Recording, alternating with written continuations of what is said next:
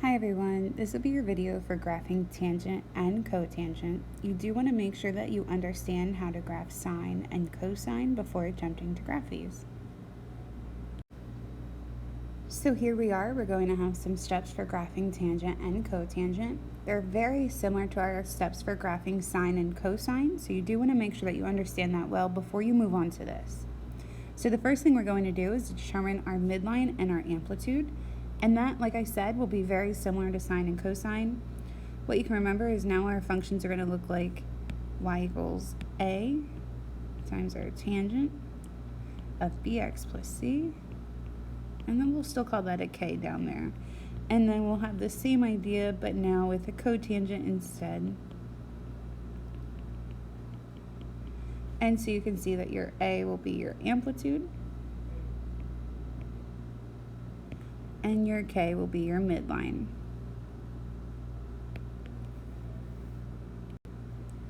So now we have asymptotes.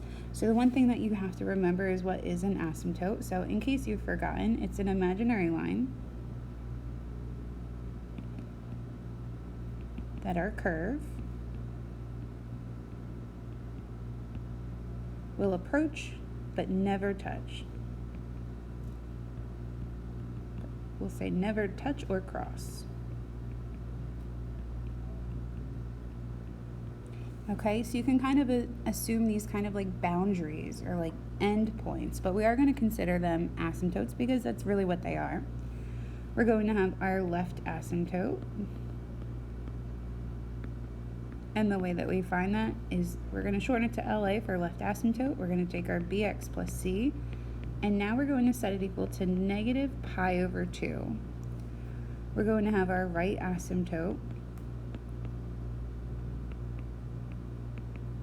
We're going to shorten that to RA, and that's still going to be our bx plus c, but now it's going to be equal to pi over 2. So these are two of the differences that you really want to be aware of. These are the things that are different from sine and cosine, even though it's very similar. You're going to have different values to what you're setting these equal to. All right, so now that we have our asymptotes and our endpoints, essentially, we can find our intervals. And the way that we find our interval is just like with sine and cosine. So we're going to take our interval is going to be our period divided by 4. So what we can do here is we can take our right asymptote minus our left asymptote and divide by 4, just like how we would have done our right endpoint minus our left endpoint divided by 4. And finally, our table. So again, this should look similar to your sine and cosine. Please notice the differences here. For our asymptotes, we're always going to have undefined values. You can see that in our left and our right. We're always going to have our midline in the middle. And the difference between tangent and cotangent is tangent's going to be an increasing function, so it's going to get greater as it's going towards the right. Cotangent will be a decreasing function, so it'll be going down. It'll be decreasing as it's going towards the right. So just to give you an idea of what these graphs will look like. Okay, so they're pretty much going to have segments. So, and those segments are going to be broken up by your asymptotes. So this is just a rough sketch of our classic parent function of tangent of x. So you can see how we're going to have our periods. These are all going to be equal. Within each period, you'll see that you're going to have a curve. You can see you have your point at the midline, point above the midline, point below the midline. And one thing you want to remember is that these are not creating a line here. It's really almost creating like a cubic function, if you want to think of it like that, where we have one half is curved facing upwards, and the other half is curved facing down. So we can have the same thing in all of our periods. So we have our middle point, the point above, the point below. We have our parabola curved up, and half of our parabola curved down. So that's really, if you're having a hard time drawing this, think of it like halves of parabolas. One concave up, so curved up. One concave down, curved down. So this is tangent of x. All right, so now let's just look at cotangent before we move on. When we're looking at cotangent, it's going to look very similar, except now it's going to be decreasing as we're going left to right. So we still have the same idea of our asymptotes, cutting this into segments, into our periods. Okay, and again, we'll have some actual values when we do examples here, but so you can see that for cotangent, we're going to have our midline, but to the left of that point will be above, and to the right will be below. Same idea, we have half of a parabola, pretend that hit that point, I missed it there. And we can have the same thing for our other periods. To the left is above, to the right is below, because this is decreasing. Or because you can just find these values from your key points. So that's why we have key points, to help us remember really what specific points we need to show. So this is cotangent, and you can see how each piece or each period is now decreasing. So let's put this all together to graph this function here. So we have a lot of terms going on. We have 2 tangent of x minus pi over 4 plus 1. So let's work through this start to finish. First, we'll start with finding our amplitude and our midline. So that's step 1. So our amplitude will be 2, because that's what's our A value. And our midline will be 1, because that's what we have down here for our K. So we have our amplitude and our midline. So far, so good. Now we can find our left asymptote, and that's where we set bx plus c equal to negative pi over 2. So we're going to have x minus pi over 4 equals negative pi over 2. I'm going to show you guys a couple different methods on how to work with fractions here. This method, I'm going to say, let's get rid of the fractions. So I'm going to multiply everything by 4. And when I do that, you can see that now I have 4x minus 4 pi over 4, which is really just pi, equals negative 4 pi over 4, which is really just negative 2 pi. So now I don't have fractions, I can add pi to both sides. So I get 4x to equal negative pi. And then I can solve for x by dividing by 4. Ran out of space here, let me pull this down a little.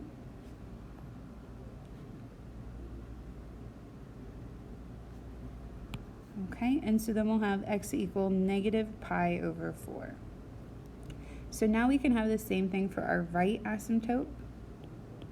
We set it up similarly, like bx plus c, but now it's going to equal positive pi over 2.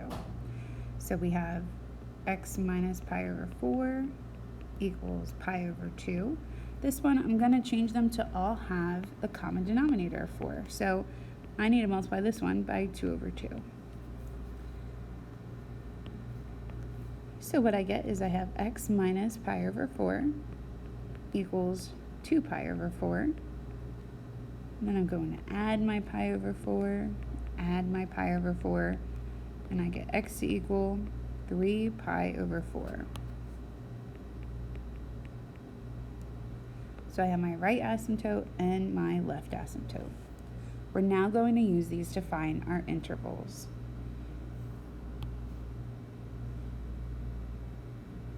Okay, so we have our intervals to find.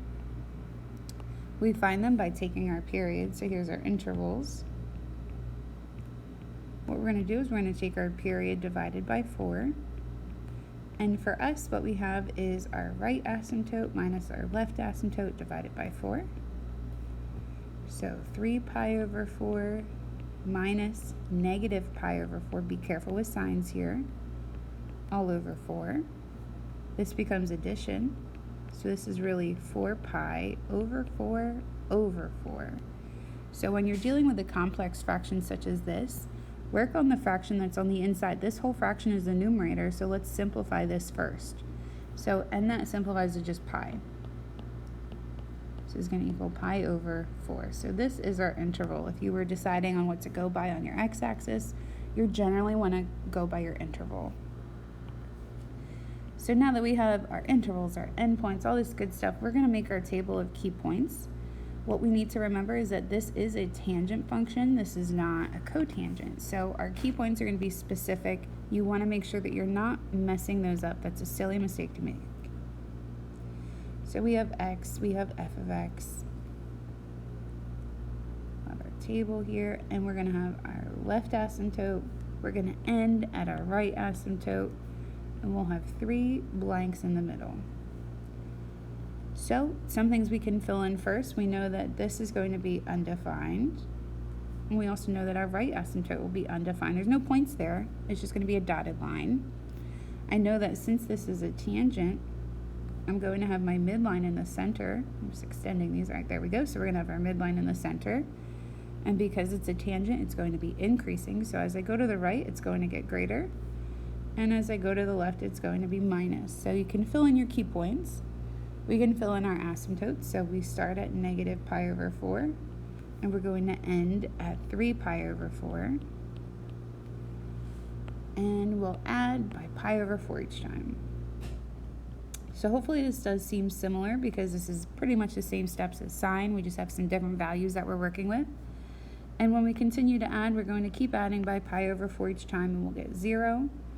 I'm going to add by pi over 4 again and I'll get pi over 4. I can add by pi over 4 again and I get pi over 2, which is 2 pi over 4. And I can add by pi over 4 just to double check to make sure that I end up at my right value, and I do. So you should double check your table, make sure you finish it by adding that one last time. And then now we can fill out our M's and our A's. So M, our midline was 1, and our A was 2. So midline plus 2, so 1 plus 2 is going to be 3. And our midline minus 2, so 1 minus 2 will be negative 1. So these are our key points to graph one period. So we're going to get our coordinate plane set up. I'm going to leave my table there. Okay, so we're going to get our key points set up, our coordinate planes set up. All right, so you can see that our maximum value that we're plotting is 3, so you could really like go up to 4 or 5. You don't need to go too much greater than that. So I went up to 4, down to 2.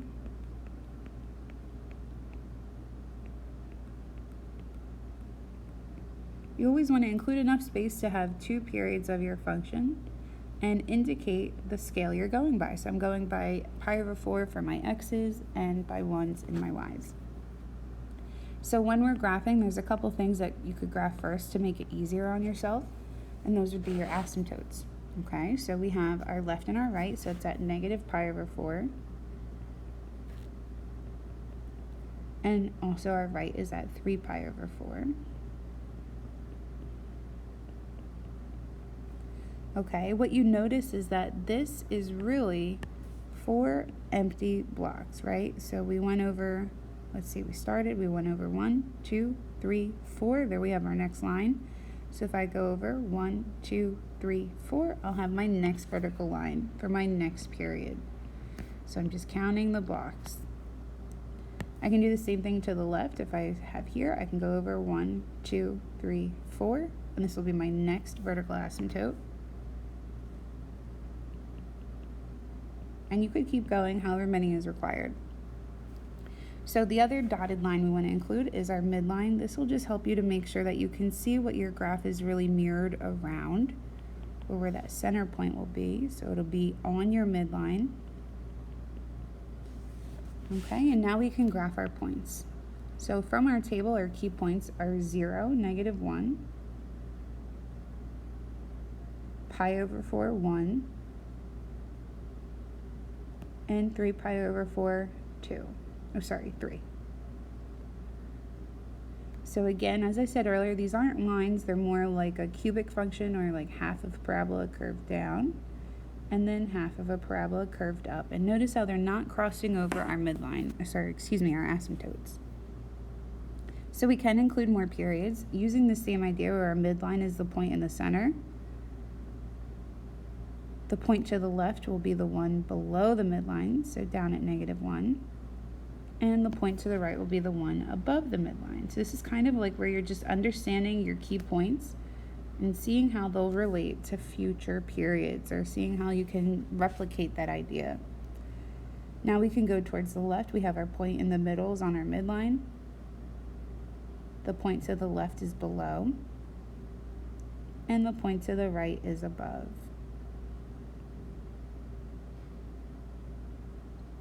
We have our concave down, concave up, and you could keep going. I could keep going more, but hopefully you can see that it's just going to be repetitive. You're just going to keep repeating the same pattern, keep using your key points, and this was start to finish a tangent function.